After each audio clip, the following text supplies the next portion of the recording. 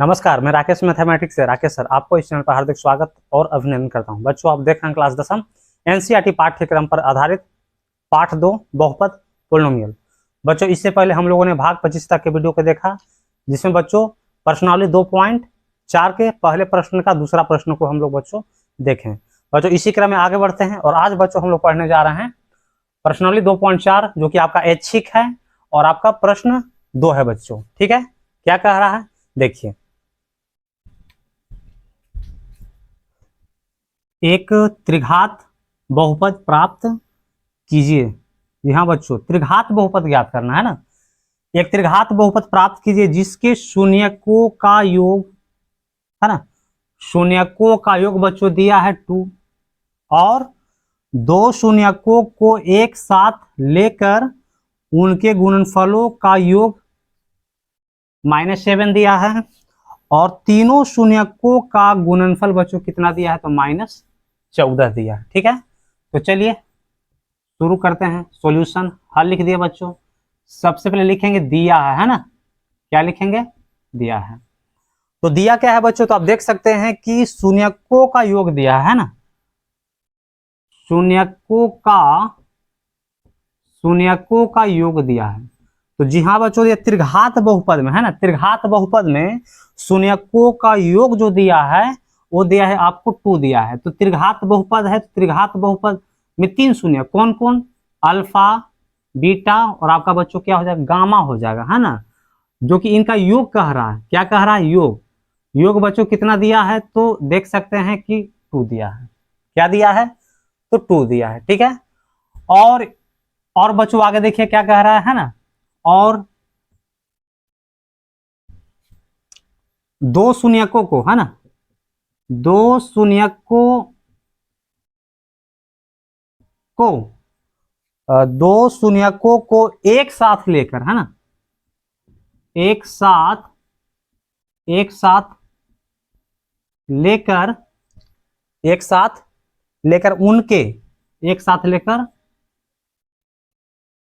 उनके गुणनफलों का योग, उनके गुणनफलों का योग।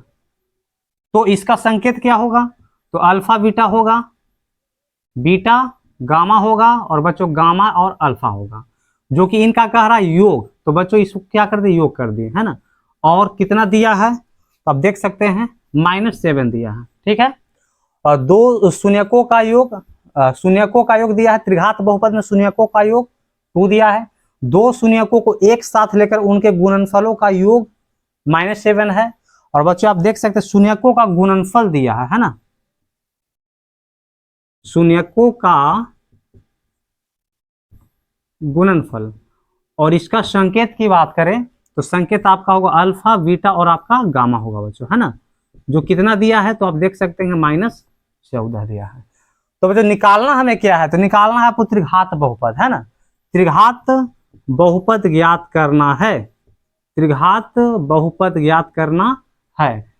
तो बच्चों त्रिघात बहुपद ज्ञात करना है ना, तो त्रिघात बहुपद का व्यापक रूप देखते हैं है ना। तो त्रिघात बहुपद बच्चों किस रूप में होते हैं, अगर व्यापक कह लें या फिर बनावट कह लें, आप संरचना भी कह सकते हैं कि त्रिघात बहुपद की संरचना क्या होता है। तो आप सभी जानते हैं कि 3 घात वाले बहुपद को त्रिघात बहुपद कहते हैं। जाहिर सी बात है 3 घात वाले बहुपद को त्रिघात बहुपद कहते हैं। तो आप इसकी बनावट की बात करें तो ax³ plus bx² plus cx और प्लस बच्चों क्या होता है, d होता है। ax³ plus bx² plus cx plus क्या होता है, d होता है। तो बच्चों अगर हमें देखा जाए तो अगर हमें a का मान पता चल जाए, b का मान पता चल जाए, c का मान पता चल जाए और d का मान अगर पता चल जाए, तो बच्चों हम आसानी से त्रिघात बहुपद ज्ञात कर सकते हैं। जो कि कहां से हमें ABCD का मान आएगा, तो बच्चों इसकी मदद से, जो आपको दिया था शून्यकों का योग दिया था, 2 शून्यकों को एक साथ लेकर उनके गुणनफल का योग दिया था -7 और शून्यकों का गुणनफल जो दिया था -14, इसकी मदद से हम बच्चों किसी भी हालत में A, B, C और D का मान हम प्राप्त कर लेते हैं, जो कि बहुत ही आसान है। ठीक है, चलिए आगे चलते हैं। अगेन हम लिखते हैं, ठीक है, सबसे पहले बच्चों क्या दिया था, है ना, आप देख सकते हैं शून्यकों का योग दिया था, शून्यकों का योग, है ना, शून्यकों का योग जिसका होता है अल्फा बीटा और आपका एक गामा होता है बच्चों, ठीक है, संकेत होता है alpha plus beta plus gamma.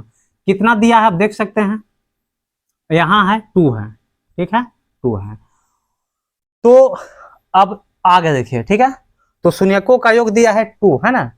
अब हमें ये देखना है कि शून्य का बच्चों योग जो होता है, शून्य का योग जो होता है ये आपका सूत्र क्या होता है। तो त्रिघात बहुपद में शून्यकों का योग का सूत्र जो बच्चों होता है वो आपका होता है माइनस बी बटा ए, माइनस बी बटा क्या होता है, ए होता है, जो कि बच्चों आपको दिया है इधर 2, तो बटा में 1 हम लिख सकते हैं, बटा में बच्चों हम 1 क्या कर सकते हैं, लिख सकते हैं, ठीक है। तो ये बन गया, तो ये शून्यकों का योग से चले थे, ठीक है बच्चों। तो आगे चलते हैं, दो शून्यकों को लेकर उनके गुणनफल का योग, है ना। चलिए आगे देखते हैं। हाँ तो बच्चों इसके आगे चलते हैं ना। तो शून्यकों का योग से चले थे, तो जिसका सूत्र होता है माइनस बी बटा ए, और ये आपका बच्चों शून्यकों का योग जो दिया था, कितना दिया था देख सकते हैं आप, शुरू में ये सब लिख दिए हैं, 2 दिया है। आगे चलते हैं बच्चों, तो दो शून्यकों को एक साथ लेकर उनके गुणनफल का योग जो दिया है -7 दिया है। चलिए चलते हैं। तो बच्चों alpha beta plus beta gamma plus gamma alpha, जो कि कितना दिया है बच्चों, तो आप देख सकते हैं कि -7 दिया है ना, -7 दिया है। यानी कि दो शून्यकों को एक साथ लेकर उनके गुणनफल का योग हुआ है, जो कि कितना दिया है, -7 दिया है, ठीक है। चलिए तो बच्चों इसका सूत्र क्या होता है, तो आप सभी जानते हैं इसका सूत्र जो होता है, इतना का सूत्र जो होता है वो आपको C बटा A होता है, ठीक है। चलिए -7 बट्टा में बच्चों हम 1 यहाँ पे लिख सकते हैं, ठीक है। और आगे चलते हैं, तो अब बच गया शून्यकों का गुणनफल, है ना, शून्यकों का गुणनफल जिसका संकेत होता है अल्फा बीटा और गामा होता है बच्चों। कितना दिया है, -14 दिया है, ठीक है।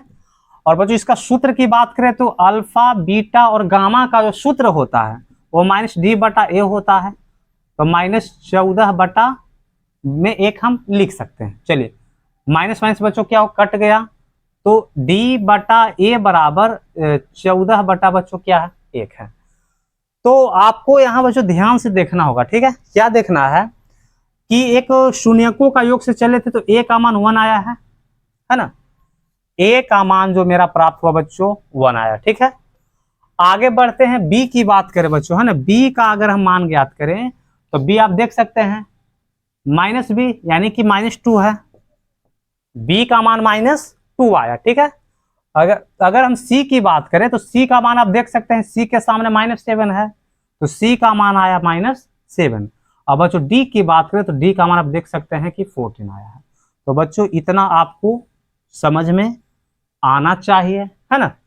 a का मान 1, b का मान -2, ठीक है। चलिए आगे बढ़ते हैं, c का मान -7 और d का मान बच्चों क्या हुआ 14। तो आपको बच्चों ज्ञात करना था क्या, तो त्रिघात बहुपद ज्ञात करना था। क्या ज्ञात करना था, त्रिघात बहुपद। चलिए ठीक है, लिखते हैं त्रिघात बहुपद। तो बच्चों इसका बनावट ax³ plus bx² plus cx plus बच्चों क्या है, d है। कुछ नहीं करना है, आपको ABCD प्राप्त हो गया, एक वास्तविक संख्या जो कि होती है, आपको पता चल गया और बस रख देना है। बोलिए a का मान क्या है, 1 है, तो 1x³, क्योंकि बच्चों यहाँ पे हम 1 लिखना जरूरी नहीं समझते हैं, ठीक है। चलिए x³ प्लस है तो प्लस, बच्चों b का मान क्या है, -2 है, आप देख सकते हैं -2x² प्लस है तो प्लस कर दिए। c का मान क्या है देख सकते हैं, -7 है, -7x आपका हो गया, प्लस बच्चों प्लस, और d का मान आप देख सकते हैं कि 14 है। आगे चलते हैं, x³ प्लस माइनस माइनस का 2x² plus minus minus 7x plus बच्चों आपको ये हुआ 14। तो बच्चों आप देख सकते हैं जो कि मेरा आंसर त्रिघात बहुपद था, जो कि बच्चों बिल्कुल यहाँ पे आ चुका है ना। चलिए, तो बच्चों ये था मेरा प्रश्न दूसरा, जो कि आपको भली भांति समझ में आ गया होगा बच्चों। तो बस आज इतना ही, मिलते हैं अगले वीडियो में। तो जुड़े रहे राकेश मैथमेटिक्स के साथ, तब तक के लिए धन्यवाद। आपका दिन शुभ हो।